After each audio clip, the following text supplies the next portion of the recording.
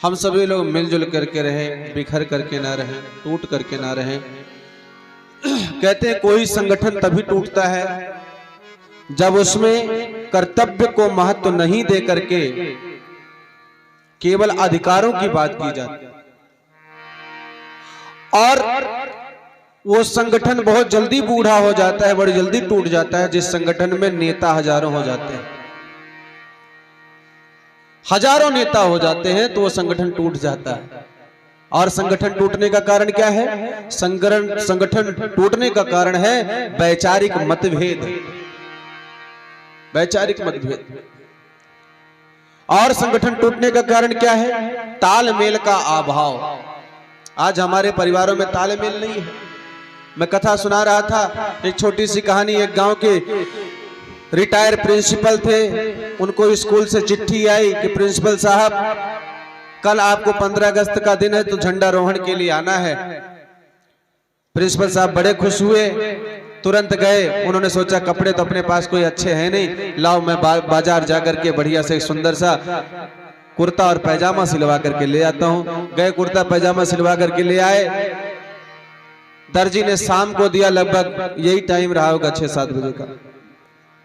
इस टाइम लेकर के आए। उसके बाद मास्टर जी ने सोचा कल तो हमें झंडारोहण करने जाना है, तो लाओ एक बार उस कुर्ता पैजामा को चेक कर लेता हूं पहन करके, कहीं बड़ा छोटा तो नहीं है। तो मास्टर साहब ने क्या किया, कुर्ता पहना तो कुर्ता बहुत बढ़िया फिटिंग का था, लेकिन जब पैजामा पहना तो पैजामा उनका 4 अंगुल बड़ा हो गया था। 4 अंगुल पैजामा बड़ा। तो वो अपनी पत्नी के पास में गए और अपनी पत्नी से कहते हैं कि देवी जी एक निवेदन है हमारा। बोले क्या हुआ? बोले ये हम बाजार से पैजामा सिलवा करके ले आए थे दर्जी के यहाँ से, 4 अंगुल बड़ा हो गया है। कल हमको जो है 15 अगस्त है तो झंडारोहण के लिए जाना मुख्य अतिथि के तौर पे। तो देवी जी आप इसको 4 अंगुल काट करके सिल करके रख देती तो मैं पहन करके चला जाता। अब पत्नी ने इतना भयंकर डांट लगाया मास्टर साहब को। उसने कहा कि आपको दिखाई नहीं दे रहा, मैं सुबह से काम करते करते मर रही हूं, बर्तन मांजते मांजते मैं परेशान हुई, घर में झाड़ू पोछा सब काम मेरे जिम्मे रहता है, ऊपर से आपको भी पड़ी है कि हमको 1 मिनट भी चैन से नहीं बैठने दोगे। बोली जाओ मैं नहीं करूंगी, अपनी बहू से बोल दो। अब बहू के पास में गए तो बहू सोफा पे बैठ करके हाथ में रिमोट लेकर के टीवी देख रही थी। टीवी में वही सास बहू का झगड़ा वाला सीरियल देख रही थी, ये रिश्ता क्या कहलाता। अब वो यही सीरियल देख रही थी। अब मास्टर साहब पहुंचे, अरे बहू। बोली क्या हुआ बाबूजी, क्यों गला फाड़ रहे हैं? बोले अरे बहू मेरा जो है पैजामा 4 अंगुल बड़ा हो गया है, हमको कल वहां स्कूल में जाना है झंडारोहण के लिए, बेटी तू इसको काट दे और काट करके सिल दे ताकि मैं जा सकूं। उसने कहा अरे बाबूजी आप भी ना मुझे बहुत परेशान करते हो, अभी अभी तो हमारा सीरियल शुरू हुआ और आप आ गए। सुबह से काम करते करते मैं थक गई हूँ बाबूजी, आप अपनी बेटी से क्यों नहीं बोलते? वो भी तो पड़ी रहती, उससे कुछ बोला करो। अब बेटी के पास में गए, बेटी मोबाइल में बात कर रही थी, कहीं फोन आया था उसका। बेटी के पास में गए, बेटी से कहा तो बेटी भी चिल्ला गई, बोले बाबूजी अभी अभी तो फोन आया, आप हमको जब देखो तब कुछ ना कुछ बोलते रहते हैं, मैं नहीं करूंगी। उसने भी डांट दिया। अब मास्टर साहब अपने कमरे में आए, कैंची निकाला, रात में 8 बज गए थे। कैंची निकाल करके पैजामा को काटा, काटने के बाद उसको सिला, सिलने के बाद प्रेस किया, प्रेस करने के बाद उन्होंने अलमारी में रख दिया। और उसके बाद मास्टर जी चले गए पड़ोस के गांव में किसी के घर। अब जब इनकी पत्नी बर्तन वर्तन मांज करके सारा काम करके फुर्सत ली, तब उसको अपने पति के प्रति प्रेम जागृत हुआ। उसने कहा कि हमारे पति देव कितने अच्छे हैं, मैं कितना भी उन पर चिल्लाऊं, कितना भी उन पर डांटूं, कभी आज तक उन्होंने मेरे से ऊंची आवाज में बात नहीं की, बहुत प्रेम करते हैं मुझसे। आखिर मैं किस बात की पत्नी, अगर उनका एक छोटा सा काम नहीं कर सकती? आज पैजामा ही काटने के लिए तो बोला था, अगर मैं कर देती तो मेरा क्या बिगड़ जाता? 2 ही मिनट का तो काम था। नहीं नहीं, हमने बहुत गलत किया। तुरंत वो पत्नी उसकी गई, अलमारी खोली और अलमारी खोलने के बाद उसने 4 अंगुल पैजामा काटा, सिला, प्रेस कर दिया और प्रेस करके रख दिया। और इधर ये काट करके चली गई, किसी ने किसी को बताया नहीं। अब ये काट करके गई, उसके बाद फिर बहू का सीरियल समाप्त हुआ।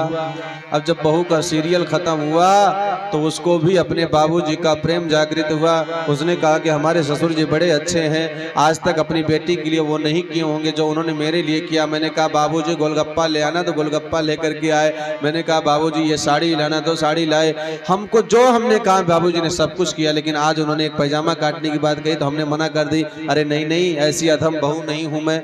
वो भी गई, उसने भी कैंची निकाला और अलमारी से पैजामा निकाला, उसको 4 अंगुल काटा, काटने के बाद सिला, सिलने के बाद प्रेस करके रख दिया। अब कुछ देर के बाद जब बेटी अपने फोन से फुर्सत मिली तो बेटी भी आई और बेटी ने भी 4 अंगुल काटा और उसके बाद प्रेस किया, सिल करके रख दिया। अब सुबह